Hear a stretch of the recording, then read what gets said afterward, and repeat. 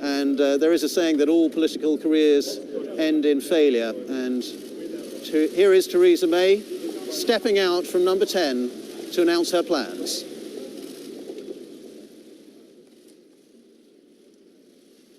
Ever since I first stepped through the door behind me as Prime Minister, I have striven to make the United Kingdom a country that works not just for a privileged few, but for everyone, and to honour the result of the EU referendum. Back in 2016, we gave the British people a choice. Against all predictions, the British people voted to leave the European Union.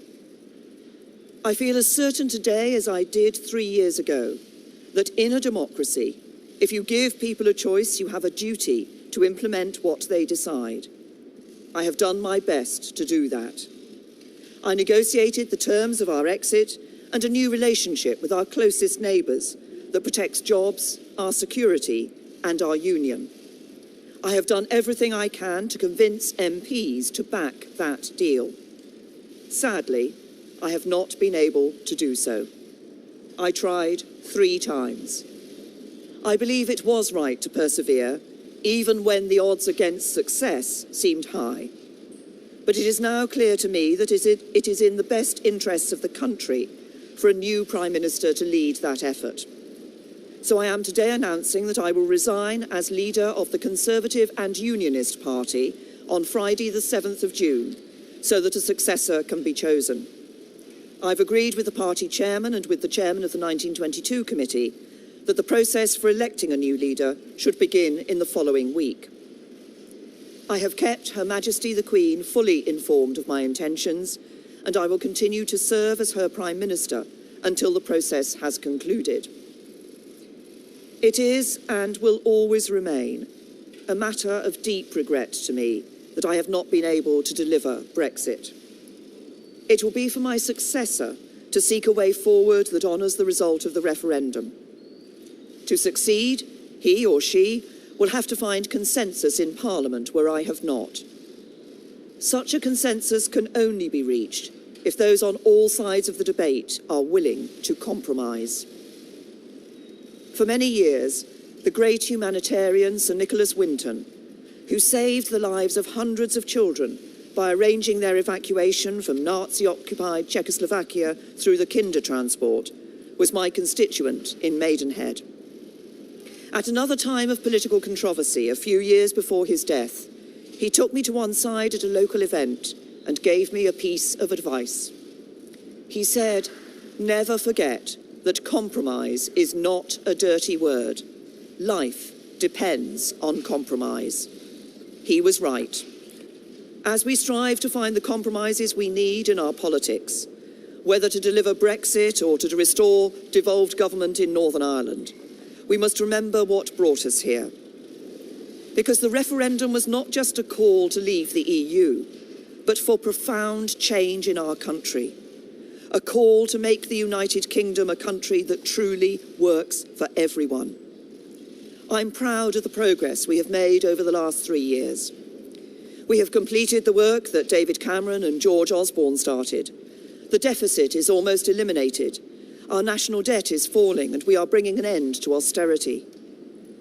My focus has been on ensuring that the good jobs of the future will be created in communities across the whole country, not just in London and the South East, through our modern industrial strategy.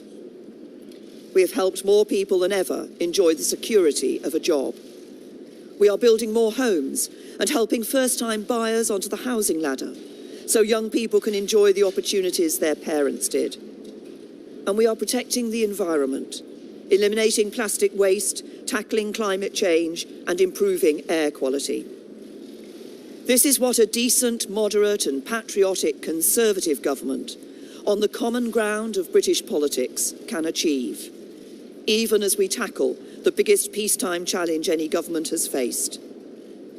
I know that the Conservative Party can renew itself in the years ahead, that we can deliver Brexit and serve the British people with policies inspired by our values. Security, freedom and opportunity. Those values have guided me throughout my career.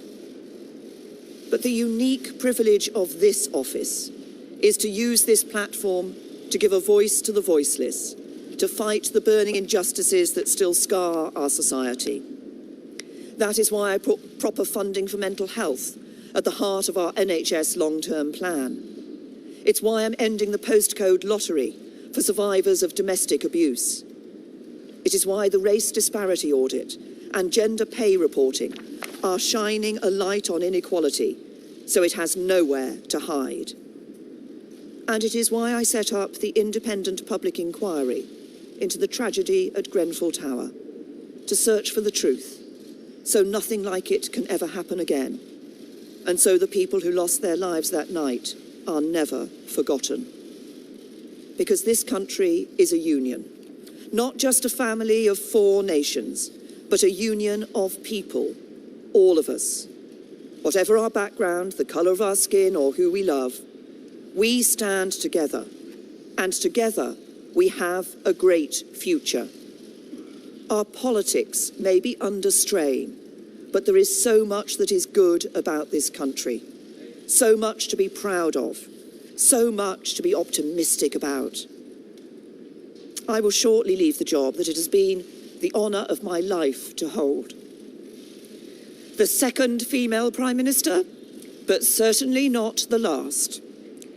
I do so with no ill will, but with enormous and enduring gratitude to have had the opportunity to serve the country I love.